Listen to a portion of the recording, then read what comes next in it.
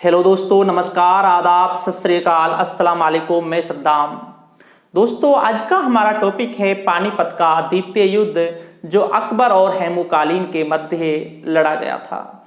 और दोस्तों, इस युद्ध में अगर अकबर की पराजय हो जाती तो दोस्तों अकबर को भारत छोड़ना पड़ता। और अकबर के जो सूबेदार थे उन्होंने भी अकबर को यह सलाह दी थी कि आप काबुल चले जाएं, क्योंकि दोस्तों दिल्ली पर हेमूकालीन ने अधिकार स्थापित कर लिया था। लेकिन दोस्तों अकबर के संरक्षक बैराम खां ने अकबर को यह सलाह दी कि हम दिल्ली पर आक्रमण करेंगे। और दोस्तों मेन कमान जो संभाली थी वह बैराम खां ने ही संभाली थी। तो दोस्तों आज हम पानीपत के द्वितीय युद्ध के बारे में समझेंगे। यह युद्ध दोस्तों, यह युद्ध अकबर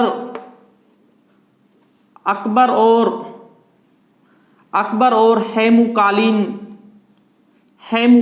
की सेना के मध्य हुआ। हेमूकालीन के मध्य हुआ, अकबर और हेमूकालीन के मध्य हुआ। अकबर और हेमूकालीन के मध्य यह पानीपत का द्वितीय युद्ध हुआ था। आगे समझना, जो हेमूकालीन है, हेमूकालीन ने अपने जीवन में 24 लड़ाइयां लड़ी। कितनी लड़ी थी दोस्तों? 24 लड़ाइयां लड़ी थी हेमूकालीन ने। और ये 24 में से 22 में विजय रहे। 22 में विजय रहे थे हेमूकालीन। अर्थात हम ये कह सकते हैं हेमूकालीन एक बहुत ही अच्छे सेना नायक थे। और दोस्तों हेमूकालीन सूरवंश के शासक, वंश के शासक आदिल शाह के सेनापति और वजीर थे। क्या थे दोस्तों? सेनापति और वजीर भी थे। सेनापति भी थे और वजीर भी थे। ठीक है ना। अब समझना, जो ये हेमूकालीन है, इसने दोस्तों पहले थोड़ा सा हेमूकालीन के बारे में समझना, क्योंकि अपने जीवन में 24 लड़ाइयां लड़ी थी, जिनमें से दोस्तों 22 में विजय रहे थे हेमूकालीन। और ये हेमूकालीन सूरवंश के शासक आदिल शाह के सेनापति और वजीर थे। और हेमूकालीन दोस्तों रेवाड़ी का नमक विक्रेता था। नमक विक्रेता अर्थात नमक बेचा करता था। कहां पर? रेवाड़ी। कहा जाता है दोस्तों रेवाड़ी की गलियों में हेमूकालीन नमक बेचा करता था। और हेमूकालीन का जो नाम था बक्काल था। क्या नाम था? बक्काल था हेमूकालीन का नाम, बक्काल। और इस हेमूकालीन को अपना जो सेनापति और जो वजीर जो बनाया था वह दोस्तों आदिल शाह सूर ने बनाया था। और ये आदिल शाह जो सूर है, ये दोस्तों शेर शाह सूरी का ही वंशज है। ठीक है ना। आगे समझना, इस हेमूकालीन ने दोस्तों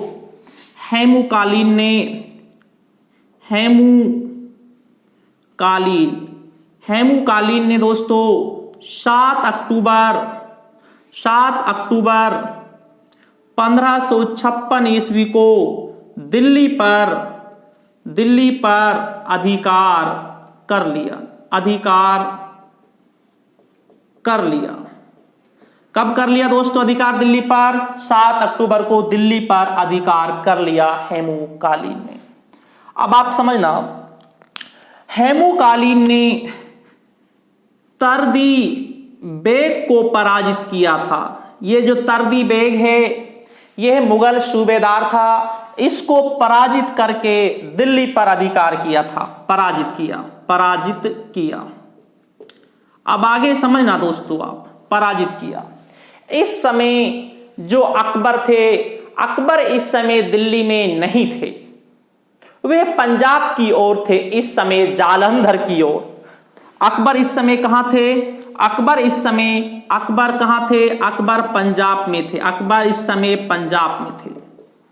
अकबर को अब ये सूचना मिलती है कि हेमूकालीन ने दिल्ली पर अधिकार कर लिया है। कहां पर अधिकार कर लिया है? हेमूकालीन ने दिल्ली पर अधिकार कर लिया है हेमूकालीन ने। इसके बाद आगरा, दिल्ली के जो सूबेदार होते हैं वे अकबर के पास आते हैं और अकबर को यह सलाह देते हैं कि हम यहां से दिल्ली ना जाकर हम कहां चले जाएं? काबुल चले जाएं। कहां पर चले जाएं? काबुल चले जाएं। अकबर की इस समय हिम्मत टूट गई थी या अकबर इस समय हिम्मत हार चुके थे। लेकिन दोस्तों होता क्या है, अकबर के अंगरक्षक जिसका नाम क्या था दोस्तों? बैराम खां ने दोस्तों हिम्मत बनाई। किसने? बैराम खां ने हिम्मत बनाई। और बैराम खां ने क्या किया? सैनिकों में जोश भरने के लिए, सैनिकों में उत्साह बढ़ाने के लिए जो ये तरदी बेग है दोस्तों, जो मुगल सूबेदार था, इसकी क्या करा दी? इसकी हत्या करा दी, इसको खत्म करा दिया।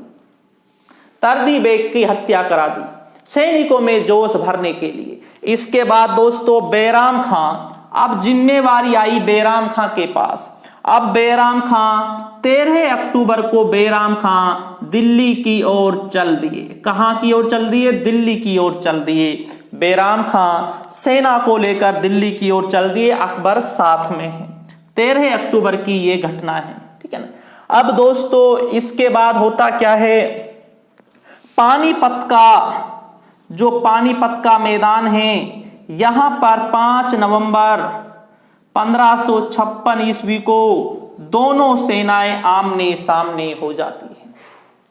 दोनों सेनाएं आमने सामने हो जाती हैं। इधर की बात करें, यहां पर अकबर की सेना है और यहां पर दोस्तों किसकी सेना आ गई? हेमूकालीन की सेना आ गई।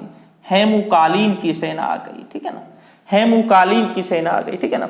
अब समझना, हेमूकालीन की सेना जो मध्य सेना थी, इसकी जो मध्य का तो हेमूकालीन खुद कर रहा था और जो दाएं ओर की जो सेना थी इसका नेतृत्व शादी खां कर रहे थे। कौन कर रहे थे? शादी खां। यहां पर दोस्तों क्या होता है, जो मध्य वाला जो भाग है इसका नेतृत्व अली कुली कर रहा था। अली कुली कर रहा था अकबर की ओर से, अली कुली खां कर रहा था, ठीक है ना। और दोस्तों जो दाएं ओर की जो सेना है, दाएं ओर की, यहां का नेतृत्व सिकंदर उज़्बेक कर रहे थे। और जो बाएं ओर की जो सेना है इसका नेतृत्व, बाएं ओर की सेना का नेतृत्व, क्योंकि आजकल एग्जाम में आपसे पूछ लिए जाते हैं, क्योंकि दोस्तों एग्जाम का जो लेवल है वो काफी बदल चुका है। आपसे पूछ लिया जाए अकबर की ओर से पानीपत के द्वितीय युद्ध में दाईं ओर से सेना का नेतृत्व कौन कर रहे थे, तो याद रखना दाएं ओर से सेना का नेतृत्व सिकंदर उज़्बेक कर रहे थे। और अगर पूछा जाए बाएं ओर से कौन कर रहे थे, बाएं ओर से अब्दुल्ला कर रहे थे। कौन कर रहे थे?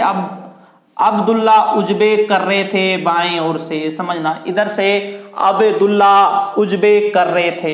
अब ये युद्ध है दोस्तों, ये युद्ध का मैदान है। हेमूकालीन के सामने दोस्तों यहां पर सामने खार है, खार वाली जगह है। खार एक नमकीन जगह है जो गर्मी में फफूंदती भी है, ठीक है ना। खार वाला तप्पड़ पड़ा हुआ है, यूं ही जमीन है, ठीक है ना। और गड्ढे भी हैं हेमूकालीन के सामने वाली जगह पर, यहां पर, ठीक है ना।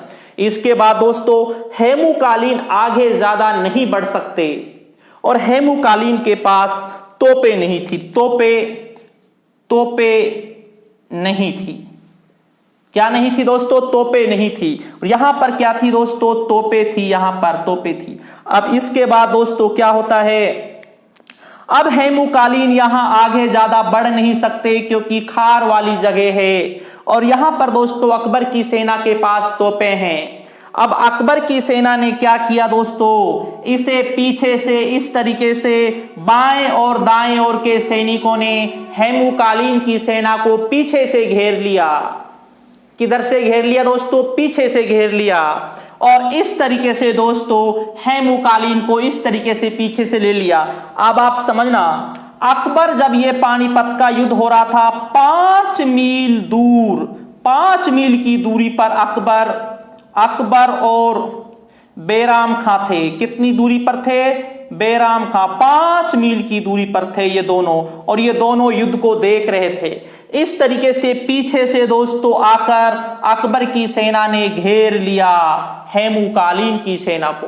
इसके बाद हेमूकालीन ने जो सेना थी, जो हस्ती सेना थी हेमूकालीन की, उसे हेमूकालीन ने इजाजत दे दी।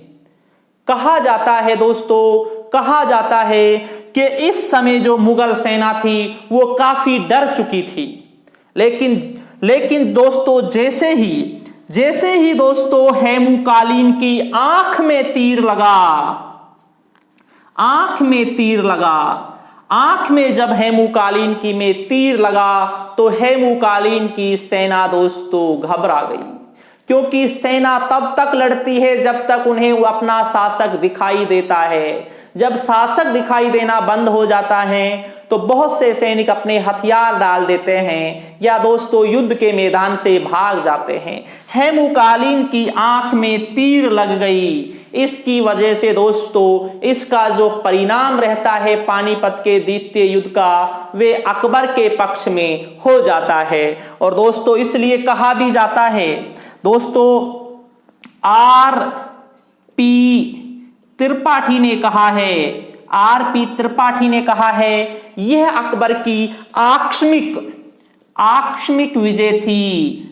क्या थी दोस्तों? आकस्मिक विजय थी अकबर की ये। और एक बात ये भी थी, अगर अकबर इस पानीपत के द्वितीय युद्ध में हार जाते तो दोस्तों अकबर को भारत छोड़कर काबुल की ओर जाना पड़ता। और अकबर के जो सूबेदार थे उन्होंने भी अकबर को यह सलाह दी थी, जब दिल्ली पर हेमूकालीन का अधिकार हो गया था तो यह सलाह दी थी कि अब हमें काबुल की ओर जाना चाहिए, क्योंकि हेमूकालीन के पास सेना बहुत ज्यादा है।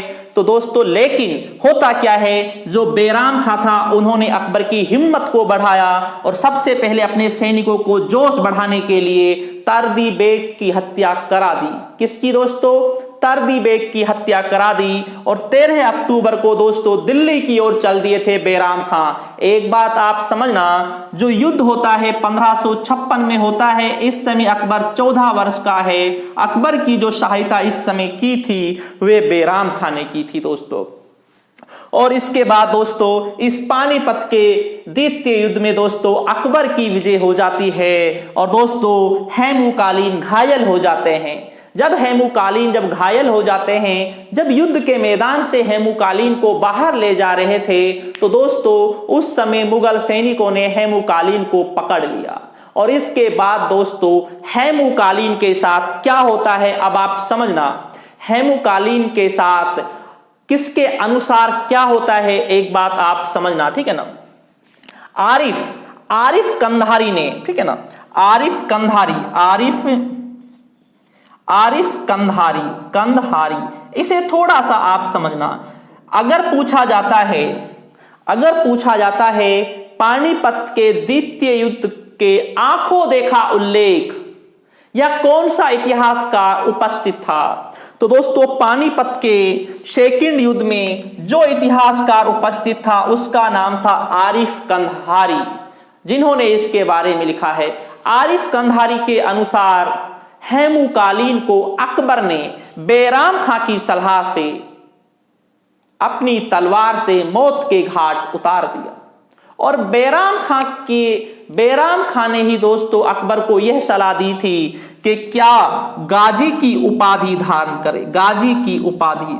और अब आप समझना ये प्रश्न एग्जाम की दृष्टि से बहुत ही मोस्ट इंपॉर्टेंट है।